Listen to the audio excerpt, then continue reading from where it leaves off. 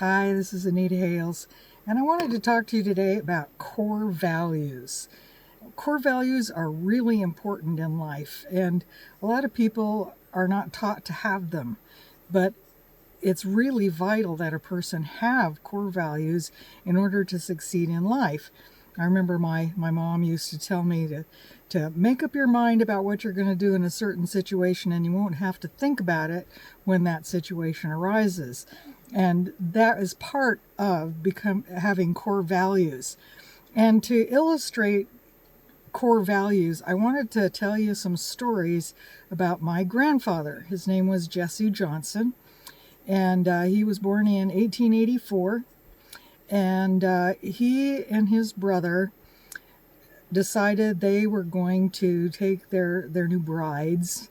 They married sisters, and they were going to go to Canada and homestead. Well, on the way there, they stopped in Nebraska and in a restaurant, and they were approached by a government agent that was getting people to go and homestead out on the prairies.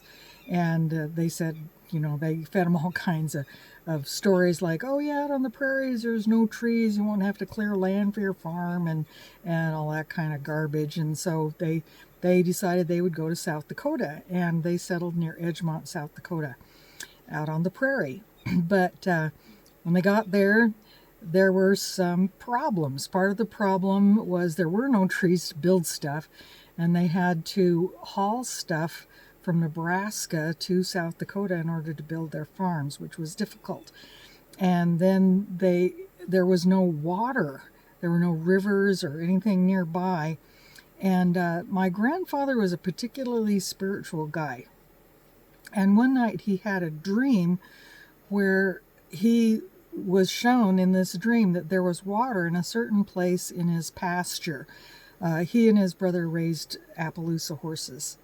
And so he took a witcher stick out there, and he did water witching to check on this to see if his dream was a real thing or just his imagination.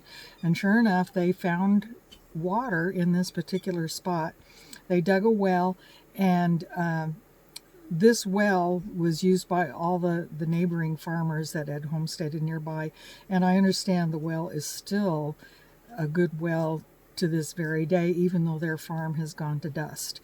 But a couple of stories about him to illustrate that he had core values that guided his life. He told me a story. He said that one time he was out working out in the fields with his horses, and they had a big wagon that was pulled by horses out there, and the wagon broke down. And so he crawled underneath the wagon to work on whatever it was, an axle or something. And as he was working on it, he was working to get it done. And in this area, there were a lot of rattlesnakes. And when he finished, he turned to his side to crawl out from under the wagon. And right there, next to his head, was a rattlesnake that had crawled under the wagon to take advantage of the shade. And he didn't know how long it had been there. Obviously, it had been there some length of time. And he stopped and he looked at the snake, and he said, well, snake, you were there for a long time. You didn't bite me, so I'm not going to kill you. And so he crawled out from under his wagon and then hopped up and drove off. And this is the kind of core values that he had. He respected nature, and he respected the outcome, that if he respected nature, it would treat him well. It didn't always, but he was a very, very hardworking man, and hard work was another one of his core values. In fact, after the Great Depression in 1930, when the stock market crashed, in the 30s, there were some government programs that were rolled out where they would pay farmers not to plant. And in fact, they would punish farmers that would plant more than they needed to sell. They were trying to pump up the price of grain. And a lot of farmers grew extra grain to feed their livestock, which is one thing that my grandfather did. He would grow crops so he could feed his horses. And so when this regulation came out that you couldn't grow any extra crops, he said, that's baloney. I'm not gonna do this. I'm not gonna take any government money, and I'm gonna raise. I'm not gonna buy grain from somewhere else to feed my horses just because the government says that I can't grow my own. And as a result of it, he lost his farm. It lost the whole thing.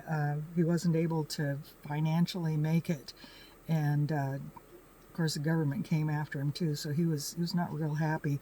I remember he was not a big fan of Roosevelt, but this was another one of his core values, that it was important to him to be self-sufficient and to do things himself and not take things from someone else that he didn't earn. And so these are the kinds of core values that I think are lacking in a lot of people these days, that you need to have core values in order to be a successful person. Yeah, he lost his farm, and he ended up in the last days. They lived with some of their kids during their golden years. They lived with my aunt for a while, and a couple of my aunts, and they lived with us for a while too. And so they were taken care of by their children, and that is another core value, is our family believed in taking care of our own. And that's one of the core values that I was taught growing up. So core values are really, really important. Honesty, integrity, self-sufficiency, all of those things are core values that are important to success. And yeah, you may not make $1 million, but you can be a successful person if you have core values. And that's my message for the day. I hope you've enjoyed these stories. I'll come up with some more wild and crazy stories in the future. Please press the subscribe button. Just push that button right there and subscribe to this channel if you want more great stories and more uplifting things. This is Anita Hales signing off, and you have a wonderful day.